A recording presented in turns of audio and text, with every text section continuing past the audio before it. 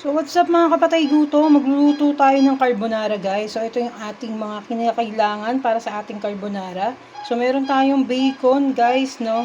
So meron tayong mushroom, meron tayong cream of mushroom, meron tayong Alaska all-purpose cream, may keso tayo, may parmesan cheese, at yung ating pasta, meron tayong konting paminta, meron tayong garlic, and then yun guys, as meron tayong butter guys. So hindi natin kailangan kalimutan yung butter guys. So nagpapakulo na tayo ng ating tubig para sa ating pasta, ating carbonara na pang carbonara. So ayun na nga, kumukulo na. So lalagyan na rin natin to ng salt guys. So waiting lang tayo sa pagkulo at lalagay na natin yung ating pasta. So ayun na nga guys, kumukulo na siya. So lagay na natin yung mga pasta natin sa ating pinakukuluan. Wow. Lagay na tayo yung pasta natin dyan.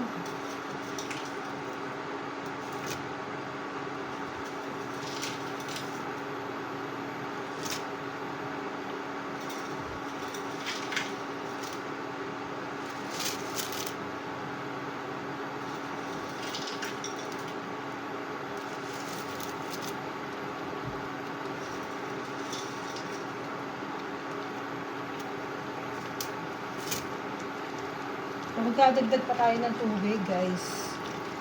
Konti yung tubig natin para maluto maigi yung ating pasta. Tapos lagyan natin ulit siya ng asin.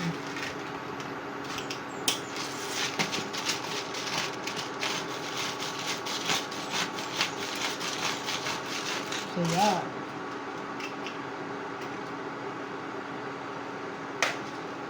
Natin siya ng konting mantika. Ating coconut oil. So yun guys, kita nyo.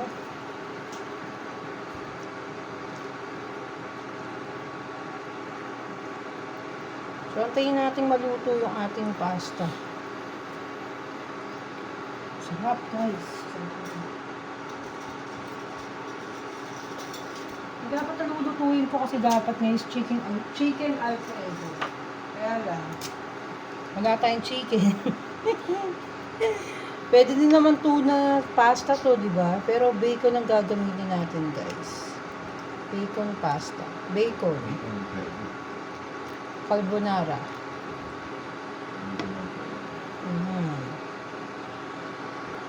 So yan guys. So ang swerte naman ng mga kapitbahay ko nito, guys. Ang mabibigyan ko nito mamaya. No? Malamang matutulala sila sa sarap nito guys. As in talagang tulala ang aabutin nila guys. Pagkaluto nito. Nakakalimutan nila mga asawa nila guys kung meron silang asawa. Makakalimot sila guys sa kanilang mga problema. O sa kanilang mga ano guys, pag natikman nila to. Ang malakasan yan guys. Grabe yan. Tapos guys, titimplahin na natin guys yung ating guys, no, ating mushroom soup. So mapapalit lang tayo ng bowl dahil kasi napakaliit nito, tatapon kasi guys.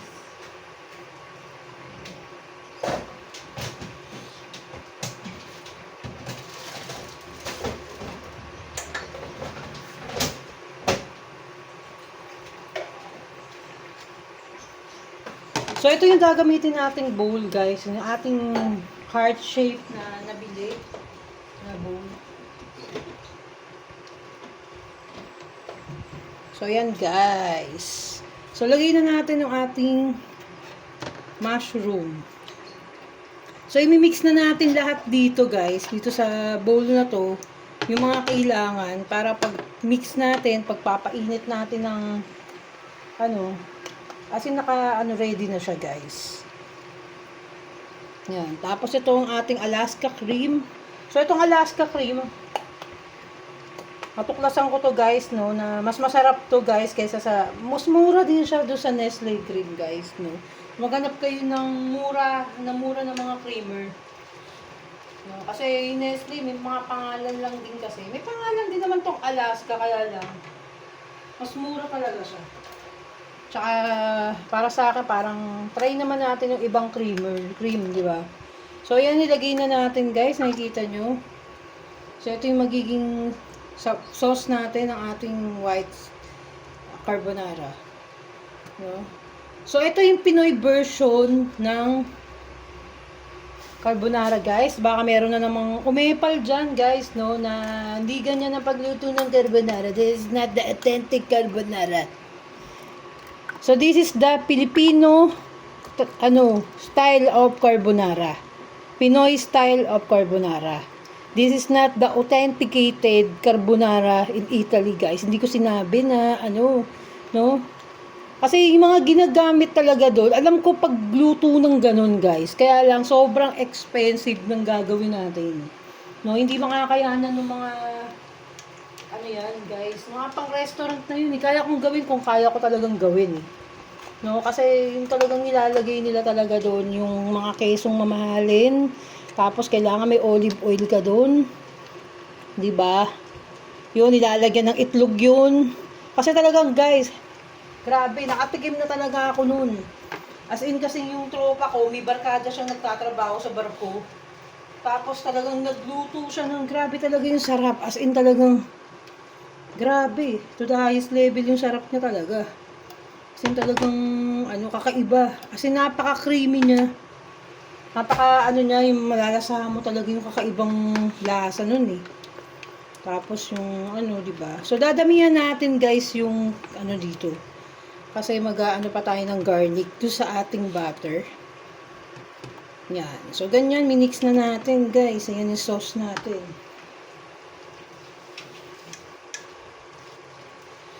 So yung pasta natin, malapit-lapit na rin maluto.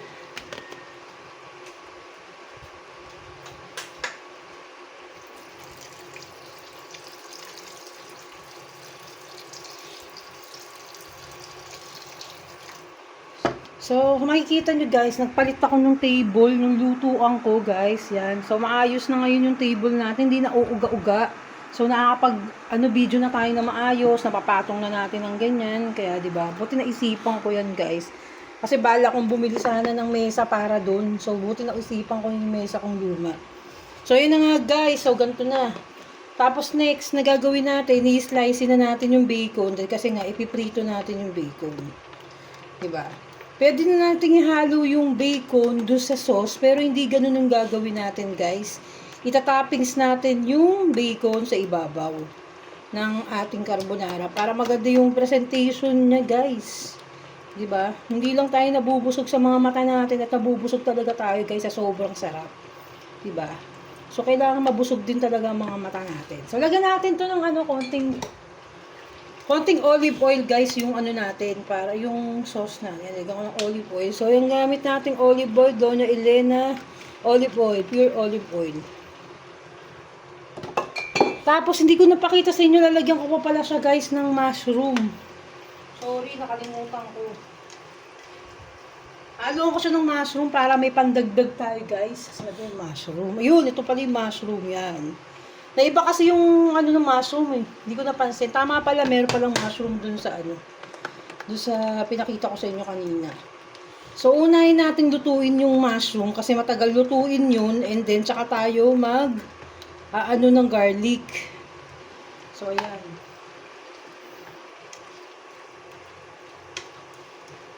So, ang ganda ng pasta natin, guys. So, ibang klase yung pasta na binili natin, as in talagang sobrang ganda siya. Ayan. Diba? Ayusin ko lang yung camera para nakikita nyo ng maayos yung niluluto ko, guys. Sobrang ganda. O, diba? So, ayan. Tayo natin maluto yung pasta. At nag-iwa na ako ng bawang natin, guys. Kasi maraming bawang, mas masarap ang ating mga niluluto, guys. Mas kakapit ang lasa ng bawang doon sa ating sauce. Sarap, diba? Wow. So, yan, ganyan. So, inaanan natin ng konti para maluto nga yung pasta natin. Nilagdagan ko pa ng tubig kasi parang natutuyot siya, guys. Hindi siya magluto ng bongga. So, antayin natin siyang kumulo ulit pagkatapos na okay na yan. So, let's start na cooking, guys, mga kapatay gutom. So, ito na, na-slice na natin ang ating bacon. Meron na tayong bawang at ang ating mushroom, guys. So, ayan na, pinainit na natin ang ating kawali. So, ilalagay natin na oil is ano na lang. Butter nga pala, sorry. Butter tapos pan. Ayan. So, una natin lulutuin kasi guys yung mushroom dahil kasi nga matagal maluto yan. Mamaya pala yung mushroom guys.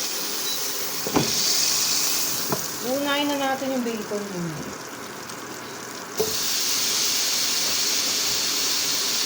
Bacon.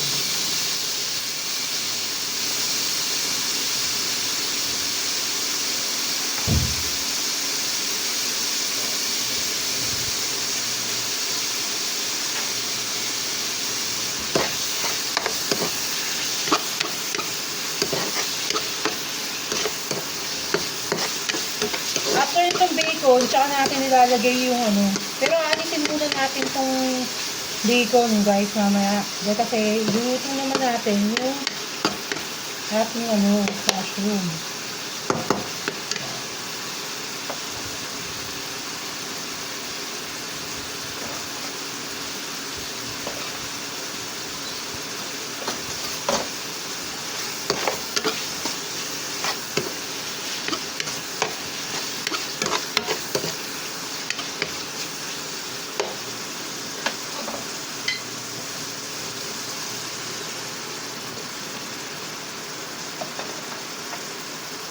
Ayan, sabay-sunod na yan guys. Isuyin natin yung maayos ng bacon nito. Ayan guys.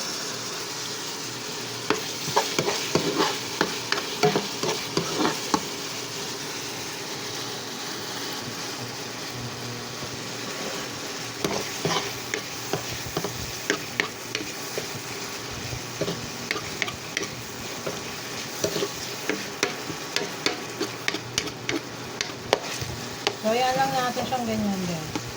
Nasa maluto siya.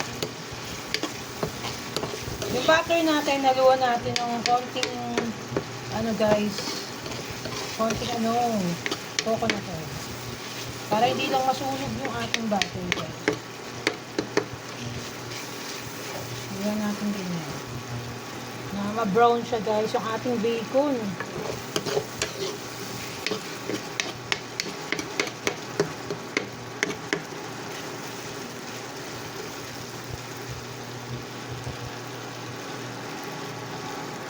So, ayan guys. Ayan lang natin maluto yung bacon natin. Kailangan nyo medyo ma-brown yan talaga.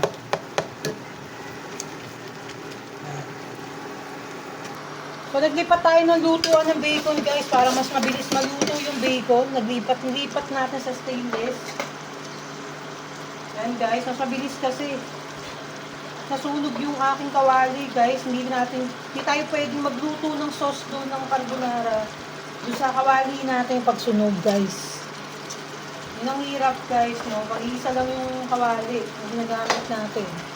Tsaka dapat yung kawali natin hindi na, ano, isa lang kasi yung aking, ano induction na kawali guys. Kaya yun. So ayan guys, konting ano lang yan. Papray natin yung bacon natin. Malapit na tayo makaluto. So, ayan guys, mag-i-start na tayo magluto guys. Lagay na natin yung mushroom.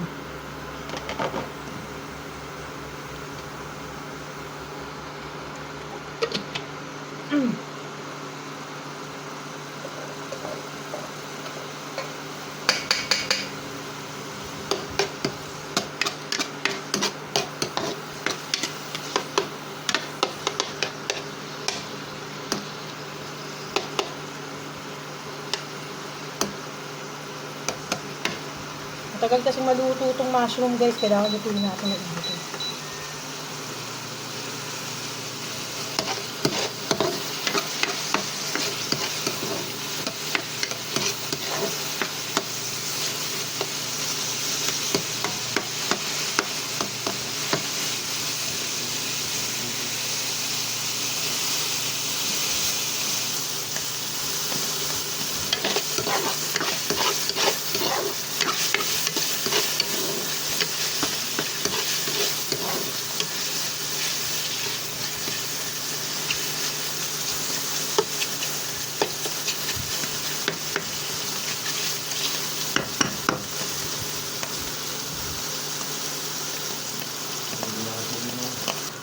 No, sa lahat talaga sobrang tagal lutuin ito.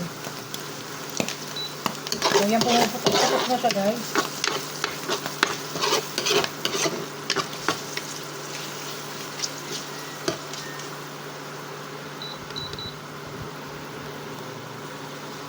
So, yan guys, talagay na natin yung ating garlic.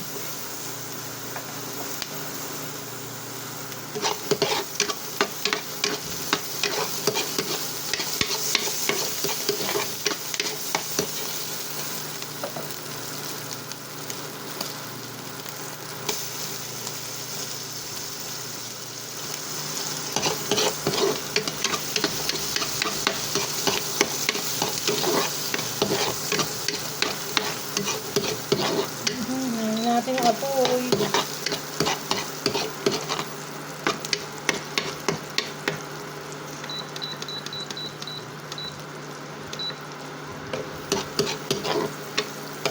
Ating garlic. Ang bango guys. Ang bango ng garlic with butter.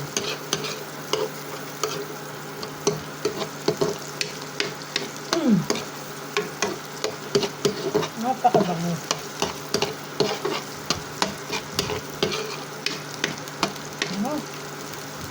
So, yan na.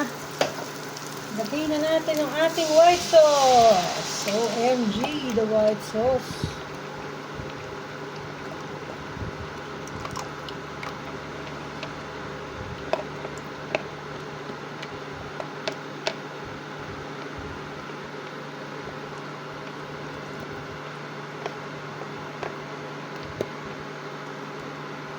Sarap nito guys. Gamitin natin.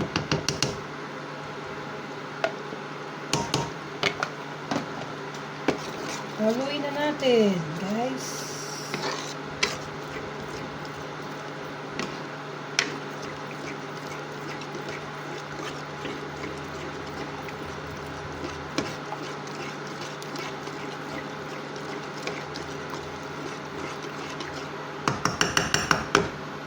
Tingnan lang natin, guys, para hindi siya masunog. So, ganyan lang. So, next, lagyan na natin ang ating mushroom. Mushroom at yung yan.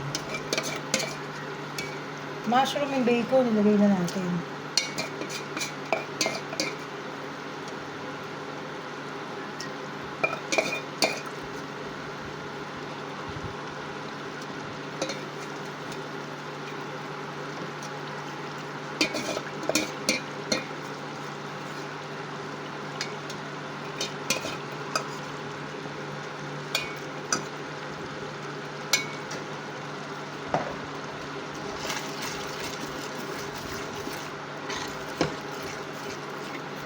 Nakita nyo na ba, guys? Gaano kasarap to? Napakasarap nito, guys. Wala pang keso yan, guys. Pinakukuluan pa lang natin. Wala pang keso dyan. Wala pang keso. Wala pang keso, pero napakasarap na. Grabe. Wala pang keso yan. So, hinahanap ko yung keso ko. Ayun, natabunan. Wala pang keso yan. So, yan. Lagay na natin yung ating Parmesan cheese. Yummy. The Parmesan cheese. And then, the isa pang cheese, guys. So, patayin muna natin. Alalay lang tayo sa pagluluto. Dahil kasi baka masunog, guys. Yun ang kalungkutan pag nasunog yan. Kalungkutan ang nangyayari. So, yun na nga. Ang isa pang cheese na nilagay natin.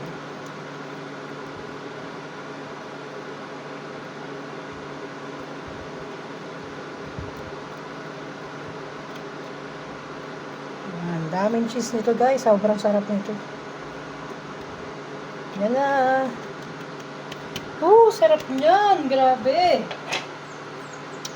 I-imagine ko na yung kasarapan, guys. Gaano kasarap to. So, imagine ko na siya. Grabe oh, creamy.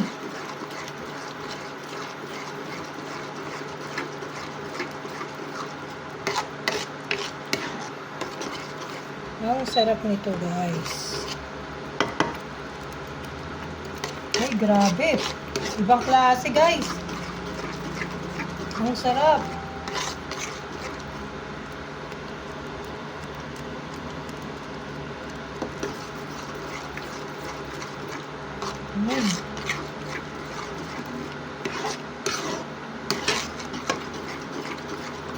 Kasi ang ilagay natin dito is Campbell's.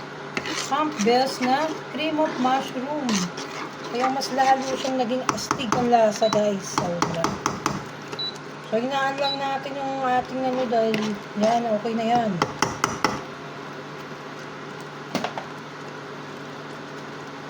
Ay, ano po?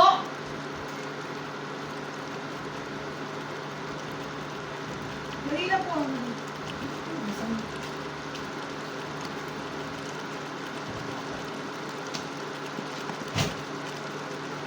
Session na po ah. Hindi ako Catholic kaya ate. So yan na guys, mag-plating na tayo. So yan na, simulan na natin ang ating pagpe-plating. So yan na, lagyan na natin ng sauce ang ating white spaghetti. Yan, sarap. So yan na yung ating sauce. So lalagyan natin siya sa ibabaw ng bacon. So yan, ang sarap guys. Kitang-kita nyo. Tapos lalagyan natin siya ng keso. Another keso pa guys. Pampasarap talaga. As in, napakasarap. So yan na, natapos na natin ang ating napakasarap na carbonara. White spaghetti. Yummy. Babu! Kain na kayo!